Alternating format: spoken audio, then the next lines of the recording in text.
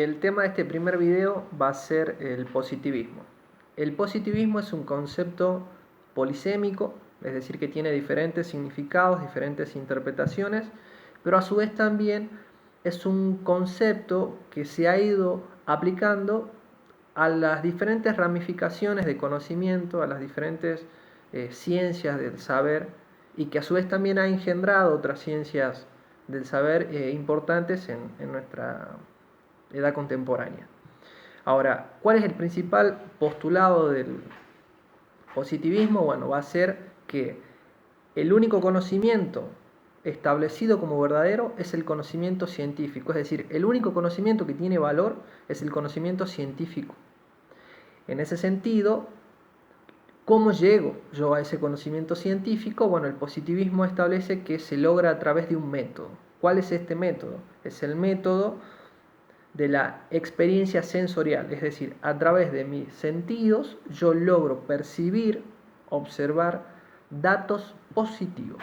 ¿Qué quiere decir datos positivos? Datos reales, datos que son palpables al tacto, que yo los puedo observar y que están inmersos en la realidad, que no son producto de una abstracción, sino justamente de la experiencia de mis sentidos.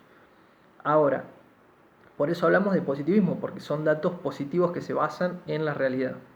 En este sentido hay dos operaciones que son propias del razonamiento, que es por un lado el análisis racional, y por análisis racional lo que queremos decir es justamente cómo a través del uso de la razón se empiezan a cuestionar una serie de verdades que se habían dado por absolutas, por incuestionables, como por ejemplo que la Tierra era plana, ¿no? Que existían solo 3 continentes. Bueno, entonces se van a ir cuestionando a través del uso de la razón una serie de principios. Ahora, otro elemento clave en esta operación científica va a ser justamente la experimentación, como aquellos procedimientos que nos van a permitir llegar a datos verificables, ¿no? Ahora, estos dos, o mejor dicho, estos elementos o estas características son las que determinan, en este caso, la centralidad del pensamiento positivista. Es decir, el positivismo admite que el único tipo de conocimiento verdadero es el conocimiento científico. Nosotros habíamos dicho anteriormente que cuando decimos que el positivismo es un concepto polisémico, podemos referirnos al positivismo como corriente de pensamiento, como teoría filosófica, como sistema de ideas. En definitiva, la postura que se adopta y que es la más común, la más consensuada, va a ser la de una teoría filosófica. ¿Por qué? Porque las teorías filosóficas lo que hacen es tratar de establecer soluciones a problemas que no tienen ningún tipo o ningún grado, mejor dicho, de exactitud, ¿no? En este caso, la filosofía y las ciencias sociales no pueden ser exactas porque justamente el objeto de estudio, que es la sociedad, el hombre en sociedad, presenta un grado de complejidad que es muy amplio. Entonces, por eso decimos que es una teoría filosófica. Ahora, ¿por qué surge? O sea, ¿por qué surge esta teoría filosófica?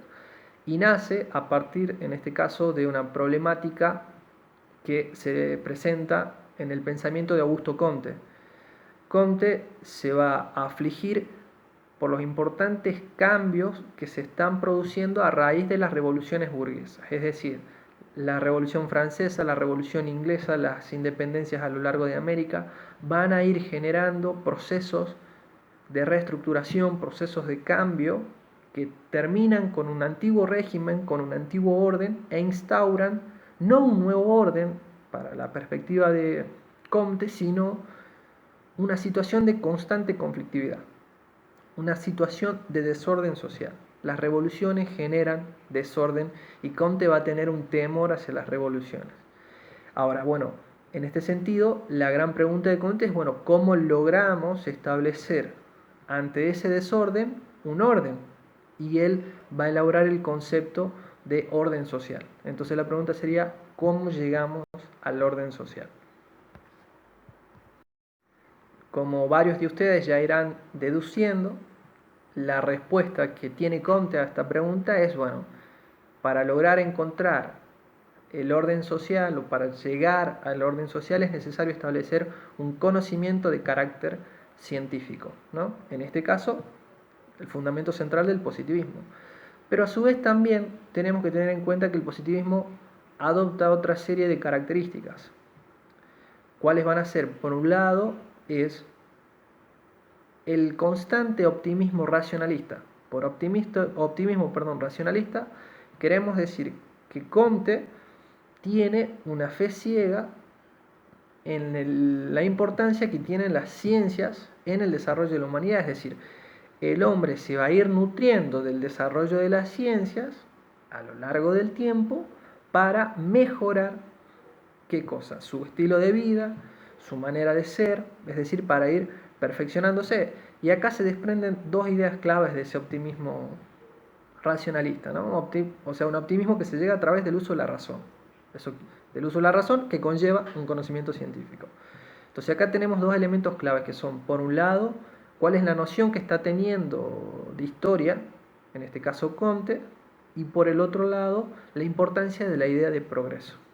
Bueno, la idea de progreso es clave, porque justamente los saberes científicos permiten al hombre ir modificando y mejorando su vida, ir evolucionando. Ahora, esa evolución se da en el tiempo, y si se da en el tiempo, se da justamente en la historia. Ahora, es importante esa noción de progreso porque es muy fuerte en el positivismo la noción de progreso, y va a ser la que va a ir tomando mucha fuerza en el desarrollo de las demás ramas del conocimiento hasta el día de hoy, digamos, que sigue persistiendo esta noción, bueno, del ser humano va evolucionando, ¿no? Va mejorando, cuando en realidad sabemos por autores como por ejemplo Aróstegui que el progreso nunca fue indefinido y que el progreso no se da en todos los órdenes de la sociedad, se da en algunos. Sacando esa salvedad, vamos a centrarnos ahora en la importancia de la historia en el positivismo. ¿Y cuál es la noción, en este caso, que va a tener Comte de la historia en el positivismo? La noción de Comte en el positivismo está muy anclada en esta noción del progreso, ¿no? Pero sobre todo en un sentido teológico. Es decir, cuando hablamos del sentido teológico estamos haciendo referencia a que hay algo que tiene un principio y que tiene un fin. Ahora, ¿cuál es el principio de la historia y cuál es el fin de la historia? Bueno, el principio de la historia es un principio en donde el hombre no razona con toda su plenitud. En el devenir histórico, es decir, en el desarrollo de la historia, el hombre va haciendo o va perfeccionando el uso de la razón, ¿no? Va accediendo a este conocimiento científico, y el fin último del hombre va a ser justamente el mejoramiento de la humanidad. O sea, el fin del hombre es llegar a estados cada vez mayores de perfeccionamiento. Y eso evidentemente se lo entiende en un sentido lineal. Es decir, la linealidad de la historia me permite ver justamente cómo una generación va superando a la predecesora y se va dando esta superación constante que lleva justamente al mejoramiento del individuo, que es la noción clave en el positivismo. Ahora, importante esa noción de la relación de la historia, porque en definitiva el fin de la historia o el sentido de la historia es el mejoramiento de la humanidad en todos los órdenes.